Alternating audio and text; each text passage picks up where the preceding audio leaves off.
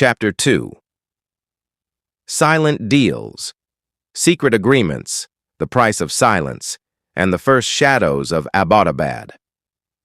A story is never built in a single day, especially the story connected to the death of the world's most wanted terrorist. If Osama had died in 2001, then to hide his absence for 10 years. Who made the deals, with whom, and why? We now enter Chapter 2, where truth is only what is allowed to be seen.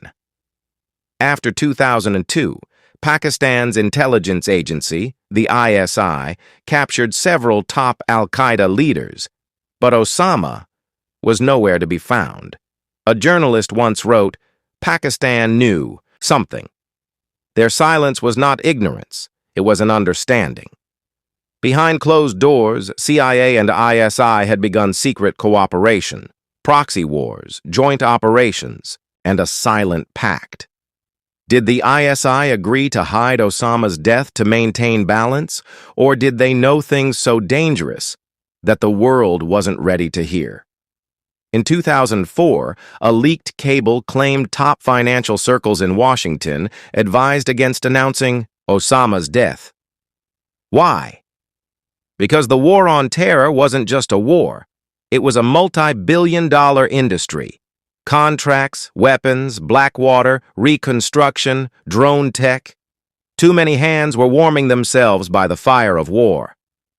And if Osama was dead, how could the war continue? So perhaps the story of his life had to be kept alive. In 2006, an American professor visited Afghanistan. A former Afghan minister privately told him, "Osama bin Laden is no longer alive, but America wants his name to live. It keeps their troops here." Months later, that minister mysteriously died in a car crash.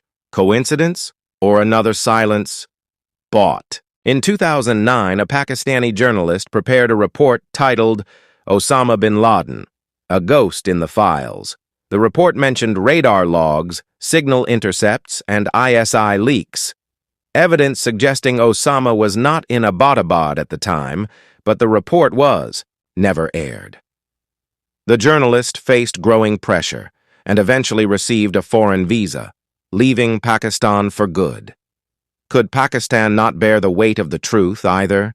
So now the question isn't where Osama was, but who knew, and since when? Silent deals, agreements made in words never spoken aloud, that kept this story alive for a decade, but no deal lasts forever.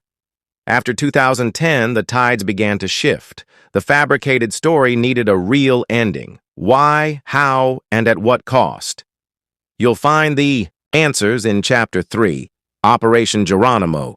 Real mission or staged drama? You're watching Knowledge Hub Factory, where we dig for truth, even when it's buried beneath the earth.